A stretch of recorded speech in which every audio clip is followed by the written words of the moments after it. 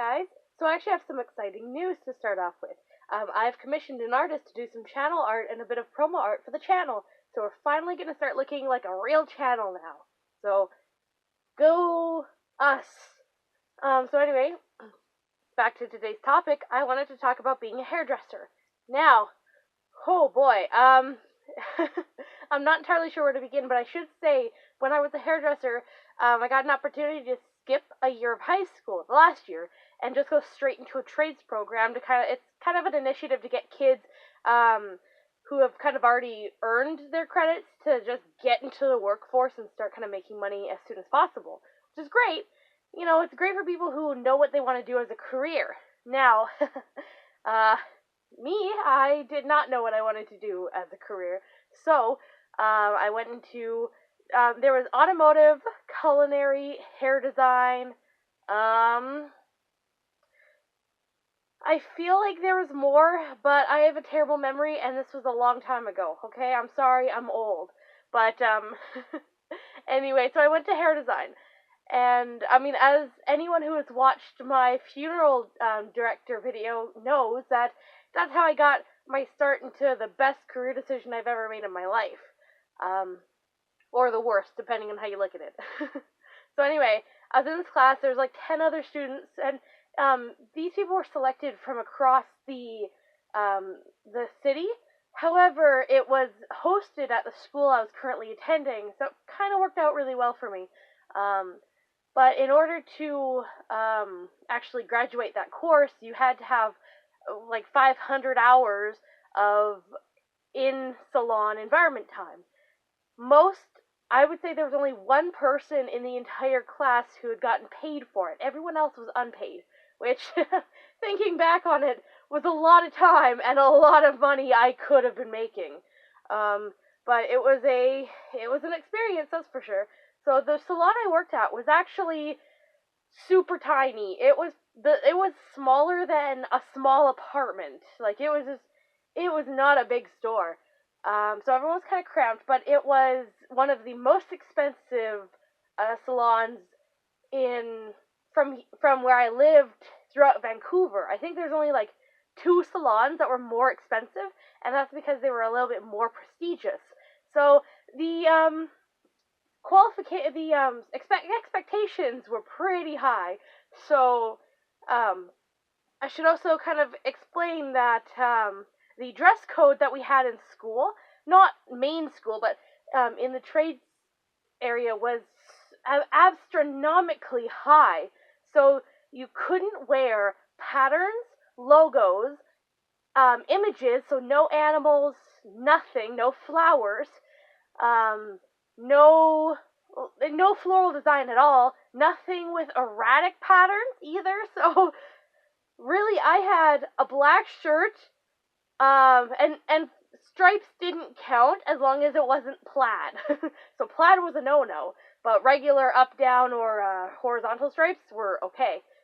And I had a black shirt with striped long sleeves, and a black shirt with a black cardigan. Those were the only 3 shirts I had to wear, because for my entire school career before then, I wore, like, plain Michaels t-shirts with the printable iron-on things, so I could wear dumb meme shirts, and band t-shirts I found at thrift stores. That was my entire wardrobe, so I was in a bit of a rut.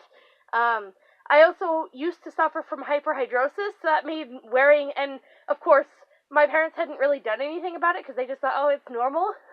This is before I discovered dry cell and kind of grew out of puberty. So, it was kind of a nightmare time for me, especially now that I was going to school and working. It was a lot of stress. So anyway, I had 3 outfits for a whole year, and I was like, oh god, what am I gonna do? Oh, and you can only wear black pants, black shoes, black socks, and here's the catch, black underwear. In case you bent down and exposed a bit of your underwear, it all had to be black. It was a bit of a nightmare. But anyway, this topic's about working in a salon, not my terrible time in hair design school. Anyway, back to the salon. So, the person who ran the salon was actually really nice. I don't actually remember her name. Oh my goodness, she would kill me. But she was really sweet and nice, but she was like wealthy and she knew it. Like, she had a $2 million car and she called that her mom car. Oh boy, one time she made me help her unload her son's Christmas gifts over Christmas, and she had a trunk and a back seat full of gifts, and I'm like, whoa boy, maybe you can afford to pay me, just a little bit. But she was actually a really nice person. She did come from absolute stricken poverty in India, and she told me about how her old life. So honestly, I'm kind of torn between you deserve this, you go girl, to this is a little extreme. And I mean, don't get me wrong, it was extreme, but at the same time, I feel like as she told me more and more stories about what it was like growing up, I think she deserved it more and more. But at the time, it really didn't seem fair that I'm basically a slave driver. However, because I wasn't graduated, I wasn't actually allowed to do hair, except for the rare times they would let me, which, when she wasn't there, was actually more and more. I would help with lightening, color. I was in charge of mixing all the color, so essentially I did every customer. But I was basically a glorified janitor, and it was an experience. I would often, one of the stylists would often joke, "Hey, what would we do without you? We would never have laundry." And I'm like, it kind of hit that realization that, oh my god, I am a laundry person. I'm not training to be a hairdresser, but I did get a lot of experience, and I definitely learned that my calling is not in a salon, because, again, if you've seen my other video, you know that I didn't actually work at the salon very long until I worked there for about 6 months before I hightailed it to the funeral parlor, where they treated me a lot better. I got paid, and I wasn't just a glorified janitor. One thing I also learned about working in a hair salon is that the things that they teach you in school are essentially useless, because in school they will teach you all about the angles and math and science behind the products and the techniques. Meanwhile, in a salon, I saw so many people just kind of wing it, and I was trying to find the method, and I was like, okay, maybe they've just been doing this for so long that I can't notice the patterns anymore. And then I would talk to them about it, like, hey, how'd you do that? They're like, I don't know, I just kind of felt like doing it.